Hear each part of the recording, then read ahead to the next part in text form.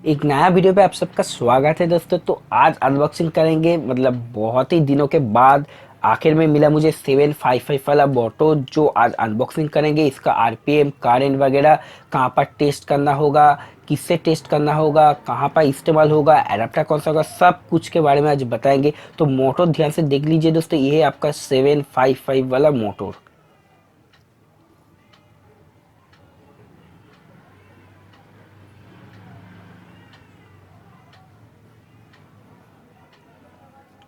तो इधर पे देखिए मैग्नेटिक कवर के ऊपर प्रिंटेड है दोस्तों, RS775 मोटोर 8017,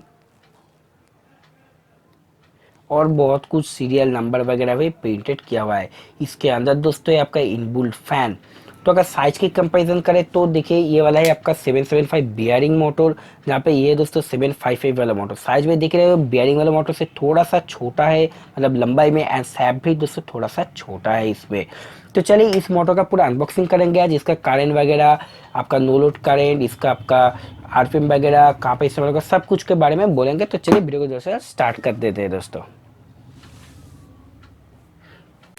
तो पहले तो हम लोग मेजर करेंगे कि 755 मोटर का नो लोड पे कितना करंट कंजम्पशन है। अभी देखिए मैंने ये 12 वोल्ट का लेड एसिड वाला बैटरी लिया है सिग्मा का, एंड जो है दोस्तों 7.2 एम्पेयर एच का।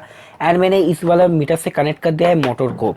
तो ये मीटर में हम लोगों को वोल्टेज मिल जाएगा एंड करंट, दोनों ही मिल जाएगा, वोल्टेज एंड करंट, ठीक है, पूरा डिस्प्ले में आ जाएगा। इधर पे दोस्तों मोटर का, जेहेतु मोटर बहुत ही ज़्यादा हाई स्पीड वाला है तो मैं हाथ से पकड़ नहीं पाऊंगा, तो मैं एक एल टाइप का क्लैम्प, ये वाला जो एल क्लैम्प आता है, ठीक है, ये वाले क्लैंप से मैंने इसको अटैच कर दिया है प्रॉपर से, ताकि ये मतलब तो हिले नहीं, एकदम पकड़ के रखे, ठीक है।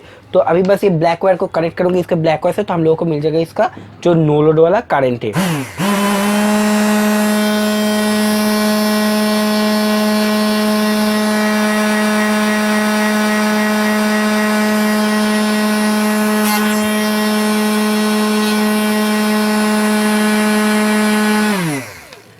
तो भाई आप लोग समझ ही पाएंगे कि कितना कितना ज़्यादा पावरफुल ये वाला मोटर। मैं जब फर्स्ट टाइम इसको टेस्ट किया था तो मैं पूरा हिल गया था, इसके लिए मैंने ये वाला एक क्लैम्प लगाया था, क्योंकि हाथ से पकड़ के इसको टेस्ट किया नहीं जा सकता। इसका आपने करंट देखा, नो लोड पे इसका 3 एम्पेयर से ज़्यादा करंट आ रहा है, मतलब नो लोड पे जहाँ पास एक 775 जो वाला बियरिंग वाला मोटर होता है उसका नो लोड पे अगर आपका 0.49 ऐसा कुछ आता है, 6000 आरपीएम होता है। तो चलिए अब इसका आरपीएम मेजर करते हैं कि 12 वोल्ट पे इसका आरपीएम कितना आता है। तो चलिए देखते हैं। तो आरपीएम के लिए दोस्तों मैंने मोबाइल से, मेरा जो टैकोमीटर है खुद का बनाया हुआ टैकोमीटर, उसको मैंने कनेक्ट कर दिया है मोबाइल से।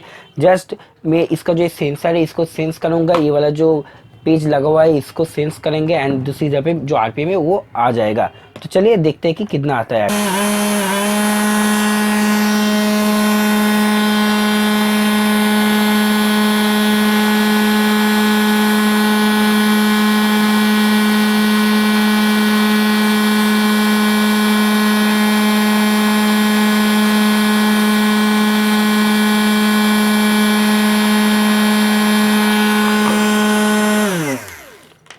तो इसका दोस्तों जो आरपीएम अभी आया आप देख पा रहे होंगे, थोड़ा सा टैकोमीटर को होल्ड करना पड़ता है प्रॉपर आरपीएम के लिए।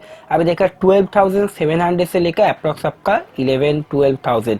तो अप्रॉक्स जो आरपीएम आता है दोस्तों 12,700 टू 13,000 भी बोल सकते हैं। चलिए 12,500-600 के करीब आरपीएम। तो समझ पा रहे हैं कि 12 वोल्ट पे, जहाँ पे एक 775 का बियरिंग वाला बोले, नॉन बियरिंग वाले 12 वोल्ट पे 15,000 से ज्यादा नहीं होता है। 12 वोल्ट में सॉरी 6,000 होता है।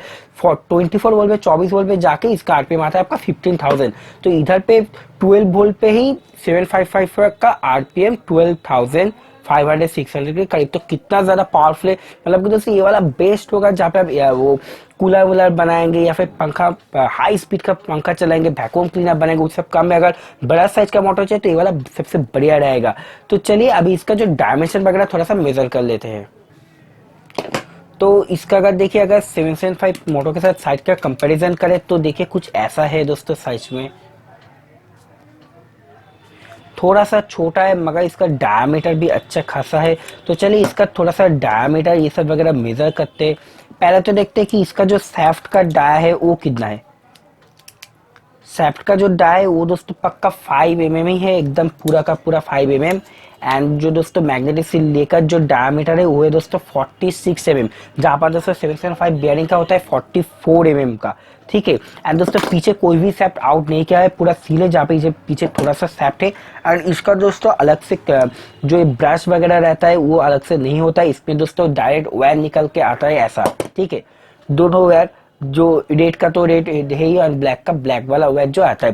एंड दोस्तों इसका जो सैफ्ट होता है वो थोड़ा लंबाई में छोटा होता है, इधर पे जैसे इतना बड़ा है, इधर पे दोस्तों इतना छोटा आता है। एंड ये दोस्तों बुश में ही आता है, बियरिंग में नहीं आता ये वाला मोटर।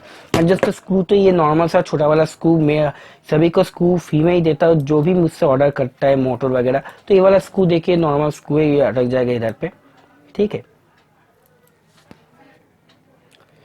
तो दोस्तों अभी बात आती है कि इसको चलाने के लिए आपको एडाप्टर या बैटरी कौन सा चाहिए। तो देखिए सबसे अगर एडाप्टर चाहिए तो बेस्ट होगा दोस्तों 12 वोल्ट 5 एम्पेयर का एडाप्टर लीजिए, 1 एम्पेयर 2 एम्पेयर मत लीजिए, क्योंकि देखा 12 वोल्ट पे आपका लोड करंट ही आपका 3 एम्प, नो लोड करंट ही 3 एम्पेयर है, तो 1-2 एम्प से कोई फायदा ही नहीं है, मोटर घूमेगा ही नहीं। एंड दोस्तों अगर बढ़िया वाला एडाप्टर चाहिए तो 12 वोल्ट 10 एम्पेयर वाला बेस्ट होगा, तो आपका 12 वोल्ट 5 एम्प से भी बढ़िया काम कर जाएगा। एंड बैटरी यूज करना चाहते हो तो लेड एसिड वाला कर सकते हो आप, ऐसा एक 12 वोल्ट 7.2 एम्पेज वाला या फिर लिथियम आयन बैटरी भी इजीली यूज कर सकते हो आप लोग, ठीक है। ये तो गया बैटरी का। दोस्तों अगर काम में बोले तो इसका दोस्तों स्पीड बहुत ही ज्यादा है। अभी दोस्तों इसका लोड वाला टेस्ट हमने नहीं किया कि काटिंग ग्राइंडिंग डीलिंग में कैसा काम करता है, उसके ऊपर कोई भी टेस्टिंग नहीं किया है, नया नया है, तो उसके बाद टेस्टिंग करके आप लोगों को बाद में इन्फॉर्म करोगे। तो अभी जितना लगता है कि अगर आप वैक्यूम क्लीनर बनाएंगे, कूलर का फैन वगैरह बनाएंगे, तो ये वाला मोटर तो बहुत ही ज्यादा बढ़िया है, हाई स्पीड वाला है। 12 वोल्ट पे जिन जिन लोगों का रिक्वायरमेंट है स्पीड का भी बहुत ज्यादा है, टॉर्क का भी बहुत ज्यादा, तो उन लोगों के लिए मुझे लगता है कि 755 वाला मोटर होगा सबसे बढ़िया, 775 से, मगर दोस्तों ये कॉस्टली भी बहुत ज्यादा आता है।